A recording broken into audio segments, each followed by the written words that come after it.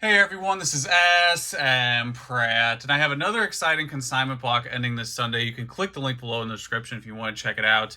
This round features a lot of high-graded cards. There's a nice mixture here of promos and then a lot of PSA 10 holos, which we'll get to later on in the video and see if we have any swirls. We're going to go ahead and get started with one of my favorite cards. This is the Fan Club Porygon. This one has a PSA 9 grade, and we're just going to 4K this beauty. Really like how they have the red and blue with the casino there, as you would find it in the red and blue games. Of course, this was only given out in Japan during the fan club, and you had to earn 700 points. Speaking of the fan club, we also have a Shining Magikarp. So this was the 600-point prize card. And now this one's great at PSA 4, and I've received multiple questions about why it earned a 4. So I'll try and show you here on the video. Let me try to catch it in the light. There's a very subtle indent. You see it right there. So there's a very subtle indent there on the card. There we go. So there should be 2 lines, and that's going to be your indent. Straight on, you really don't see it. Pretty ideal binder copy. But there is the reason why it did get a 4. I would say PSA is pretty strict on indents. You really don't see many of them go above a 7. So this one did earn a 4, and I believe that's really the only major damage that I can spot there. So there you go. That is the PSA 4 Shining Fan Club Carp. Of course, the actual Magikarp has the shining texture, only featured in that release. Next up, we have a card that needs no real introduction. This is the Full Art Mario Pikachu, graded PSA 10. And I believe these are sequential numbers. So we have this one, and then we have the half art as well. So you see how it says 1060, 1061. And then back there, Luigi, where he belongs in the background, is 1063. So we have 1060, 61, 62, 63. So every single Mario Pikachu here is sequential and also PSA 10. And then we'll show the back as well. I think these are probably popular enough where you don't really know how they're released, but we'll do it anyway. So these were only given out in Japan 2016 at the Pokemon Center. They have that nice little stamp there as well. One of the best crossovers to date, not only in Pokemon, I think just one of the best crossovers ever. You have 2 mega popular franchises, you put them together, do a little fusion dance, and this is the result. So here's the Luigi, which is the last of, again, the sequential cert number PSA 10 Mario Pikachu set. And now next up, we have another sequential set. So this is one of the early cosplay Pikachus. I believe this might have been actually the first full art cosplay Pikachu from 2015. So this one is the Magikarp Pikachu, and then this one is the Pikados. So typically these referred to as the Pikados card. So here is the Magikarp and the Gyarados, both PSA 10, and also they have sequential cert numbers as well. Put you guys back. All right, next up we have a lot of holo cards to go through, and I received questions on eBay. So if you are one of those people on eBay, I'm going to try to hit these in the light to see if we do have any swirls. Yes, this is 2021. People want to know if there's swirls in every single holo card. So we're going to start with Giovanni's Nidoking. This one's PSA 10. A lot of people ask, can I get additional photos, to see if there's a swirl in there? So we'll try to see if there is on any of these. So far, I haven't spotted one. So here's the PSA 10 Koga's Beedrill. Next up, we have the PSA 10 Giovanni's Machamp. This one's going to be tough. Even if there is a swirl, all those fists and muscles are blocking it. So there you go. We got the PSA 10 Giovanni's Machamp. Then next up, we have the LT Surge's Raichu. Another one. We got lightning everywhere in the background. I feel like we're doing a little swirl hunt here. It's like shiny hunting in Pokemon Go. Then we have LT Surge's Magneton. Yes, that's how you pronounce it. Oh, there's a little swirl. There you go, Swirl Collector. So we got one on the Magneton. Yes, that's how you pronounce Lieutenant Surge. To this day, I don't know why I say LT Surge. Then next up, we have one of the hardest 10s to grade in English. This is a PSA 10 Slowking from Neo Genesis. This was the original Slowking. Lots of, really like that. Like the rainbow. See that rainbow color there? Maybe that's what Slowking's looking at off to the side. Then next up, we have the Pinsir Evolution that never was. We have Heracross PSA 10. Should probably put that in frame. Also, holo's crazy on this one. The holo's like even in front of Pinsir. I don't know if that's on all of them or what. A lot of the Japanese, I don't know if that's considered a holo bleed. You see that right there? How it's on the text a little bit.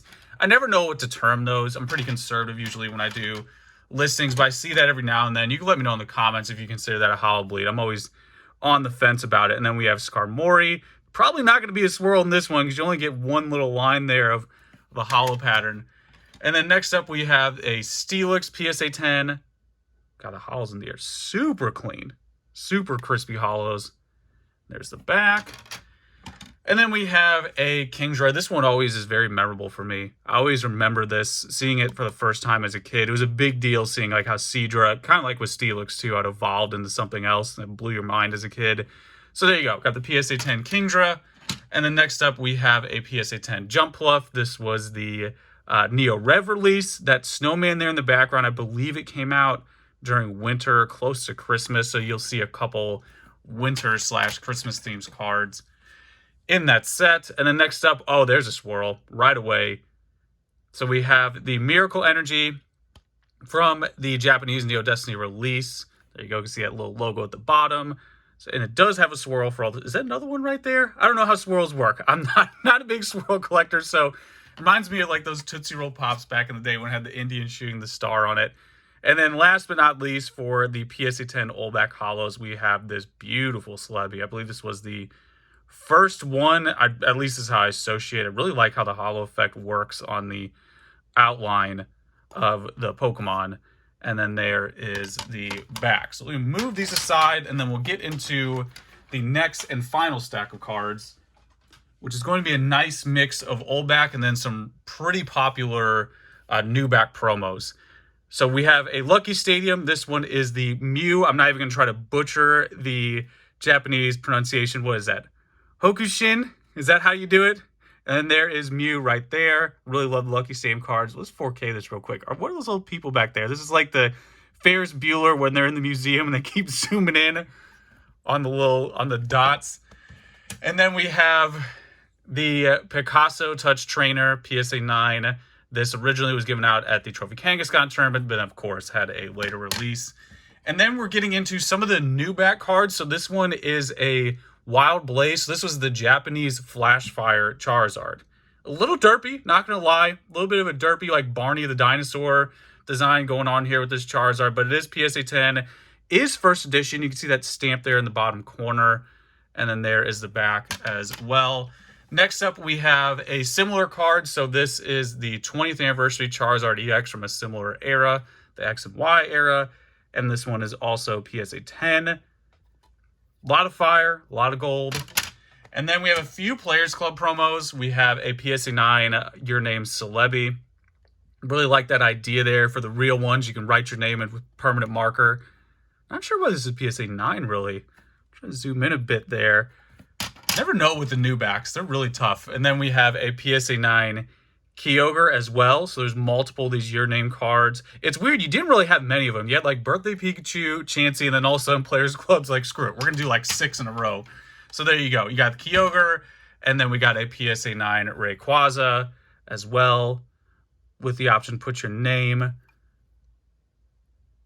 And then next up, we have a PSA 8 Jirachi. So this is the final, I believe that's the border there. Like, look at that thick border at the top.